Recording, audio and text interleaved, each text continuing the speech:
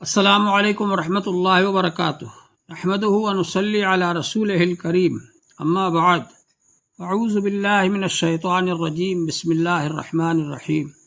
قال اللہ تبارک وتعالی فی القرآن المجید والفرقان الحمید، قل لا اسألکم علیہ اجرا الا المودۃ فی القربى۔ محترم حضرات، اللہ جل شانہ کا بڑا فضل و کرم ہے اور اس کا انعام و احسان ہے کہ اس نے آپ کو اور ہم کو یہ مبارک دین عطا فرمایا۔ یہ دین بہت آسان ہے، یہ دین جامع ہے، کامل مکمل ہے۔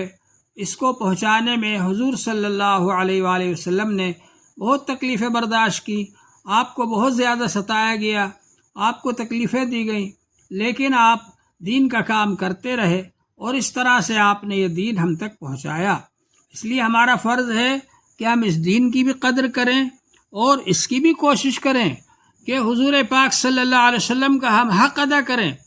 حضور پاک صلی اللہ علیہ وآلہ وسلم کے بارے میں اللہ تعالی نے فرمایا، النبی اولا بالمؤمنین من انفسہم، کہ نبی صلی اللہ علیہ وآلہ وسلم جان سے بھی زیادہ قریب ہیں ایمان والوں کے۔ وسلم کا حق سب سے زیادہ ایمان والوں پر سب سے زیادہ ہے نبی صلی اللہ علیہ وسلم کا حق۔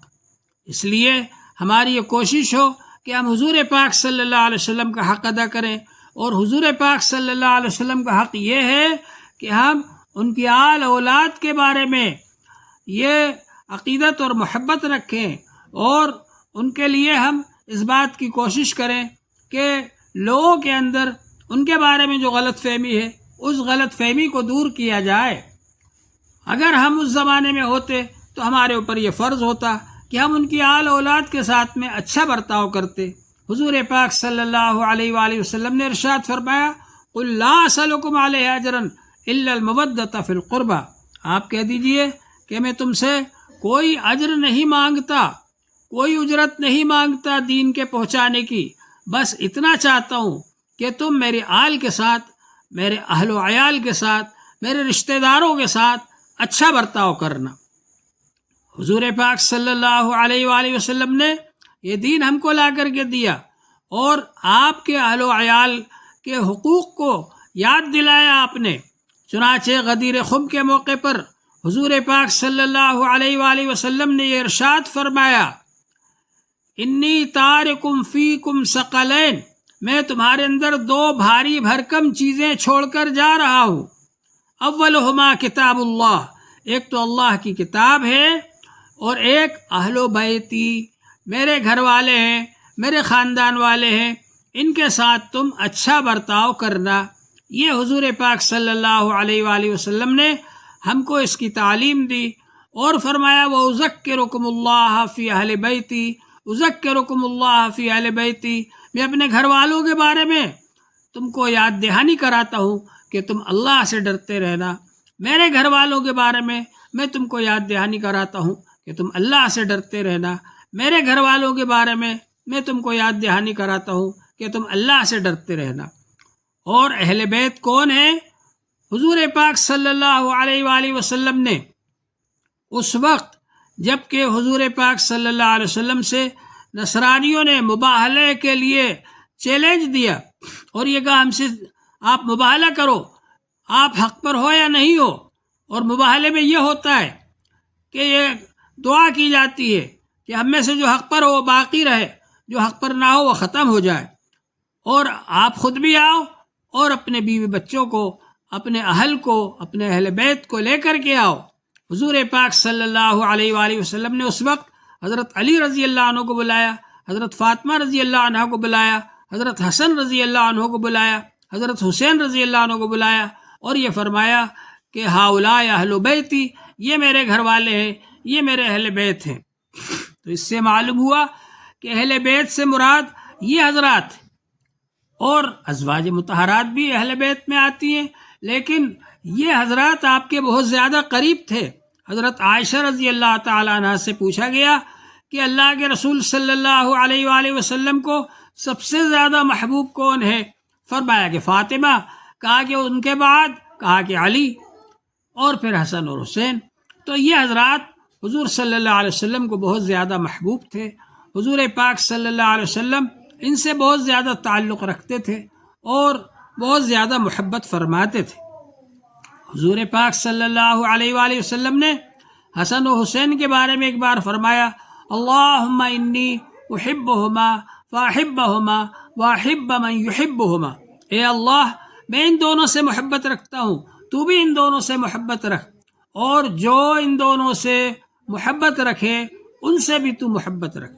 ایک موقع پر حضور پاک صلی اللہ علیہ وآلہ وسلم نے غدیر خم کے موقع پر جب آپ نے خطبہ دیا تو اس موقع پر آپ نے حضرت علی رضی اللہ تعالی عنہ کا ہاتھ پکڑ کر کے بلند فرمایا اور یہ فرمایا کہ من کنت مولا ہو فہذا علی مولا ہو، جس کا میں دوست ہوں اس کا یہ علی بھی دوست۔ اور فرمایا اللہ والی من والا ہو وعاد من عادا ہو، اے اللہ جو ان سے دوستی رکھے تو بھی اس سے دوستی رکھ، محبت رکھ، اور جو ان سے دشمنی رکھے تو بھی ان سے دشمنی رکھ۔ تو حضرت علی رضی اللہ تعالی عنہ کے بارے میں آپ نے یہ فرمایا۔ اسی طرح سے آپ نے فرمایا من سب علی فقد سبنی، جس نے علی کو گالی دی اس نے مجھے گالی دی۔ تو حضرت علی رضی اللہ عنہ کو برا کہنا یہ ایسا ہے جیسا کہ حضور پاک صلی اللہ علیہ وآلہ وسلم کو برا کہنا ہے۔ اور حضرت علی رضی اللہ عنہ، حضرت حسن رضی اللہ عنہ، حضرت حسین رضی اللہ عنہ، حضرت فاطمہ رضی اللہ عنہ، ان کو اگر کوئی شخص اذیت دیتا ہے تو اللہ کے رسول صلی اللہ علیہ وآلہ وسلم کو اذیت دیتا ہے۔ تو اس لیے ان سے محبت رکھنا، ان سے تعلق رکھنا، یہ حضور صلی اللہ علیہ وسلم کے حق کا تقاضا ہے کہ جس طرح سے ہمارے لیے یہ ضروری ہے کہ ہم حضور پاک صلی اللہ علیہ وآلہ وسلم سے محبت رکھیں اور آپ کی اطاعت کریں، آپ کی فرما برداری کریں، اسی طرح ہمارے لیے بھی ضروری ہے کہ ہم آپ کے اہل بیت سے بھی محبت رکھیں اور ان کے لیے بھی خیر خواہی کا ارادہ رکھیں، ان کے لیے بھی اچھا چاہیں، اور اگر ہم اس زمانے میں ہوتے تو ہمارے اوپر یہ لازم تھا کہ ہم ان کے ساتھ اچھا برتاؤ کریں۔ بہرحال حضور پاک صلی اللہ علیہ وآلہ وسلم نے اس بات کی تعلیم دی۔ حضرت علی رضی اللہ تعالیٰ عنہ تمام امت کے نزدیک متفقہ طور پر امیر المومنین ہیں۔ حضرت علی رضی اللہ تعالیٰ عنہ متفقہ طور پر خلیفہ راشد ہیں۔ حضرت علی رضی اللہ تعالیٰ عنہ صحابی رسول ہیں۔ حضرت علی رضی اللہ تعالیٰ عنہ داماد رسول ہیں۔ حضرت علی رضی اللہ عنہ نے حضور پاک صلی اللہ علیہ وآلہ وسلم کے گھر میں پرورش پائی۔ حضرت علی رضی اللہ عنہ نے حضور پاک صلی اللہ علیہ وسلم سے تعلیم حاصل کی اور تربیت حاصل کی۔ حضرت علی رضی اللہ عنہ کا جو مقام ہے وہ دوسرے کسی اور کا مقام نہیں ہو سکتا۔ ہم یہ نہیں کہتے کہ حضرت علی رضی اللہ عنہ حضور کے بعد امیر بنے، یہ ہے کہ آپ حضور کے وصی ہیں یا امیر ہیں، ہم یہ نہیں کہتے، لیکن ہاں آپ خلیفہ راشد تو ہیں، چوتھے خلیفہ صحیح، لیکن چوتھے خلیفہ تو ہیں، آپ خلیفہ رابع ہیں، خلیفہ راشد ہیں، امیر برحق ہیں۔ اور اس کے ساتھ میں یہ کہ جس وقت آپ امیر المومنین تھے اس وقت کوئی اور دوسرا امیر المومنین نہیں ہو سکتا، اور جن لوگوں نے حضرت علی رضی اللہ تعالیٰ عنہ سے جنگ کی وہ بغاوت تھی، چاہے وہ حضرت عثمان رضی اللہ عنہ کے قصاص کے نام پر جنگ کی ہو۔ حضرت عثمان رضی اللہ عنہ کے قصاص کا طریقہ یہ نہیں تھا کہ حضرت علی رضی اللہ عنہ سے جنگ کی جائے، امیر المومنین کے خلاف بغاوت کی جائے، بلکہ یہ طریقہ تھا کہ آپ عدالت میں جاتے، وہاں جا کر آپ قصاص کا دعویٰ کرتے، اور پھر وہاں سے آپ کے لیے فیصلہ ہوتا کہ جو قاتلین ہیں ان کو قصاص میں قتل کیا جائے۔ یہ عدالت سے آپ کو رجوع کرنا چاہیے تھا۔ بہرحال حضرت علی رضی اللہ عنہ سے جن لوگوں نے جنگ کی، ان سے جنگ حضرت علی رضی اللہ عنہ نے کی، اور وہ اس وجہ سے کی کہ قرآن پاک میں اللہ جل شانہ نے ارشاد فرمایا ہے کہ فَإِن بَغَتْ إِحْدَاهُمَا عَلَى الْأُخْرَى فَقَاتِلُوا الَّتِي تَبْغِي حَتَّى تَفِيَ إِلَى أَمْرِ اللَّهِ، جو جماعت امیر کے خلاف بغاوت کرے تو اس سے قتال کرو، جنگ کرو، یہاں تک کہ وہ لوٹ کر کے اللہ کے حکم کی طرف آ جائے، وہ امیر کی بات کو ماننے لگے۔ تو حضرت علی رضی اللہ تعالیٰ عنہ امیر المومنین تھے، امیر برحق تھے، خلیفہ مسلمین تھے، خلیفہ راشد تھے، ان کے خلاف جو جنگ ہوئی وہ بغاوت تھی۔ چنانچہ حضور پاک صلی اللہ علیہ وآلہ وسلم نے ارشاد فرمایا حضرت عمار رضی اللہ تعالیٰ عنہ سے، تقتلک الفئۃ الباغیۃ یا عمار، اے عمار ایک باغی جماعت تم کو قتل کرے گی۔ اور جب حضرت عمار رضی اللہ تعالیٰ عنہ حضرت علی رضی اللہ عنہ کے لشکر میں شامل تھے، لشکر کے امیر تھے، اور جب حضرت عمار رضی اللہ عنہ کو شہید کیا گیا تو بہت سے صحابہ جو کہ معاویہ رضی اللہ عنہ کی طرف تھے وہ حضرت علی رضی اللہ عنہ کی طرف آ گئے۔ ان کو واضح ہو گیا، ان کے سامنے ظاہر ہو گیا کہ حضرت علی رضی اللہ عنہ حق پر ہیں، لہٰذا وہ ان کی طرف آ گئے۔ تو معلوم یہ ہوا کہ حضرت علی رضی اللہ عنہ امیر برحق ہیں، حضرت علی رضی اللہ عنہ خلیفہ راشد ہیں، حضرت علی رضی اللہ تعالیٰ عنہ کا جو مقام ہے وہ معاویہ رضی اللہ عنہ کا مقام نہیں ہو سکتا۔ معاویہ رضی اللہ عنہ صرف شام کے گورنر تھے اور ان کو یہ چاہیے تھا کہ وہ حضرت علی رضی اللہ عنہ کے خلاف بغاوت نہ کرتے، لیکن انہوں نے یہ کیا، اور اس کے نتیجے میں جنگ صفین کے اندر 40,000 صحابہ، تابعین، بزرگان دین، اولیاء کرام، بڑے بڑے حضرات مسلمان شہید ہو گئے۔ ظاہر ہے کہ یہ جو جنگ ہوئی یہ جنگ غلط ہوئی، اس نہیں ہونا چاہیے تھا، اور اس کو یہ نہیں کہہ سکتے کہ دونوں حق پر تھے، ایک حق پر تھے ایک باطل پر تھے۔ حضور صلی اللہ علیہ وسلم کی حدیث صاف طور پر بتلا رہی ہے، اور ظاہر بات ہے کہ حدیث کے مقابلے میں اجتہاد نہیں ہوتا۔ اجتہاد اس وقت ہوتا ہے جہاں نص نہیں ہوتی، قرآن اور حدیث کا حکم وہاں پر نہیں ہوتا، وہاں پر اجتہاد ہوتا ہے۔ یہ اجتہاد نہیں تھا، یہ غلطی تھی، اس غلطی کو ماننا چاہیے تھا، اور بجائے اس کے کہ نیزے پر قرآن پاک اٹھایا جاتا اور یہ کہا جاتا کہ ہم قرآن کی بات مانیں گے۔